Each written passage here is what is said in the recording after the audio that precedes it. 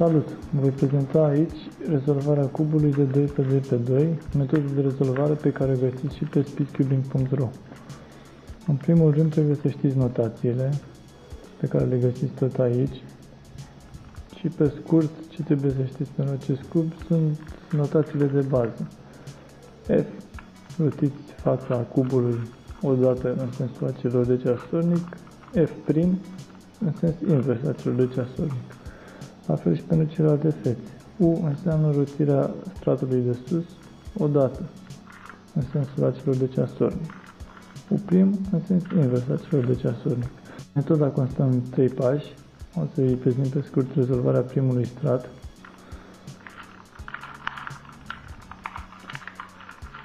Acesta este primul strat rezolvat. Deci o față albă și de jur împrejur să fie corect. Orientarea secției de sus. Vedeți, am făcut galbenul, dar piesele nu sunt corect așezate. Și rezolvarea ultimului strat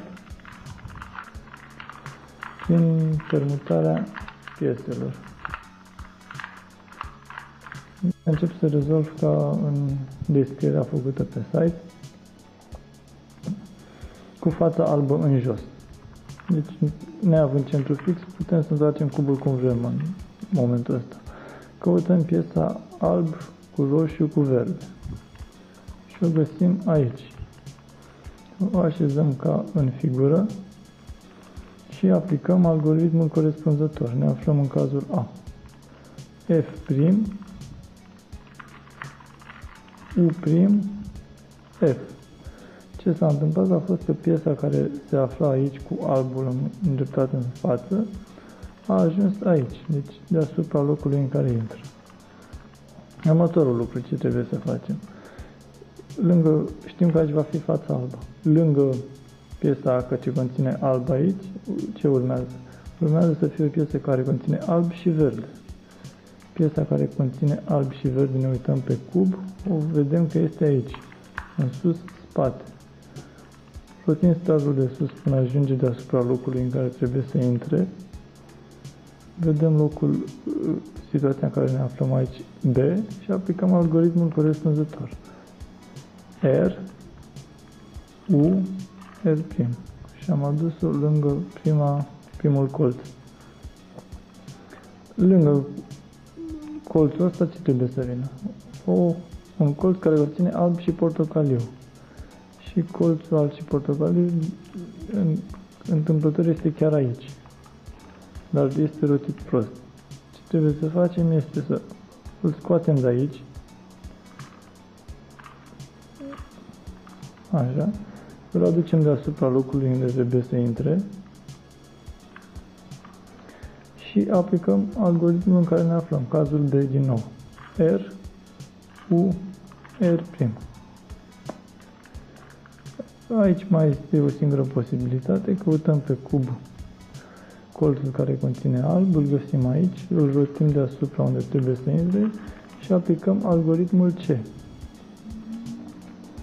R, U2, R', U'. R, U, R. Și am rezolvat fața asta. Acești algoritmi sunt destul de simpli și ușor de memorat, sunt intuitivi după ce îi folosiți de câteva ori. Acum pasul 2 este să facem fața de sus complet galbenă. Și trecem la pasul 2. Orientarea colțurilor mai exact. În cazul de față nu există nicio culoare galbenă îndreptată în sus.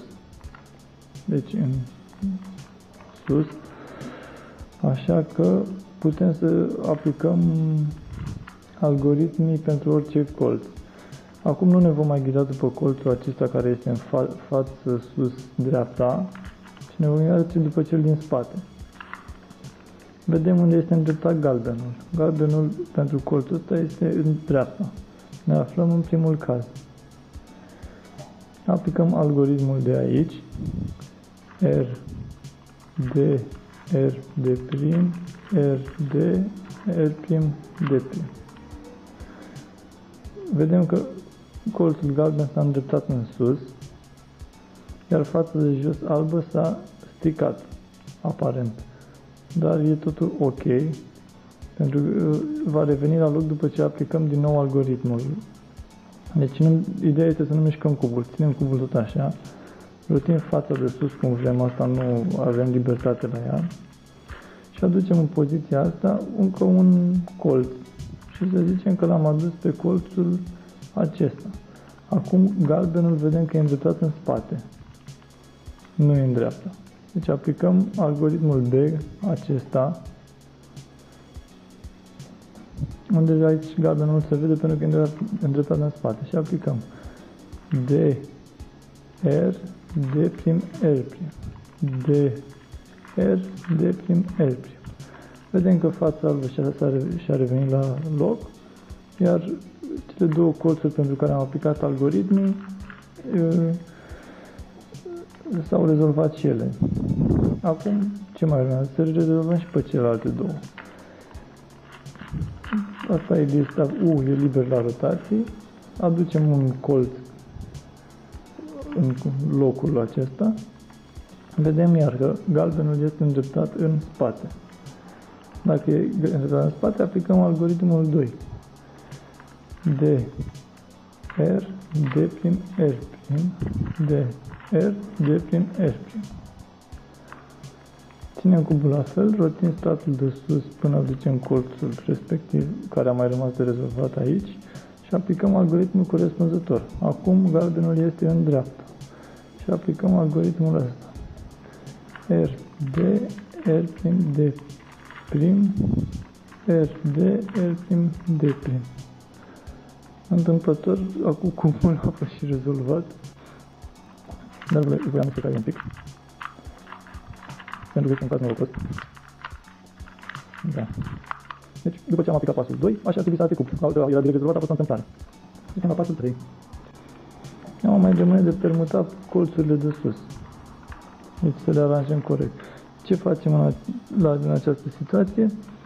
Vedem că două colțuri sunt deja corect aranjate, deci teoretic ar trebui astea două mutate. Dar noi nu ne vom ghida după astea, ne vom ghida după un al treilea colț.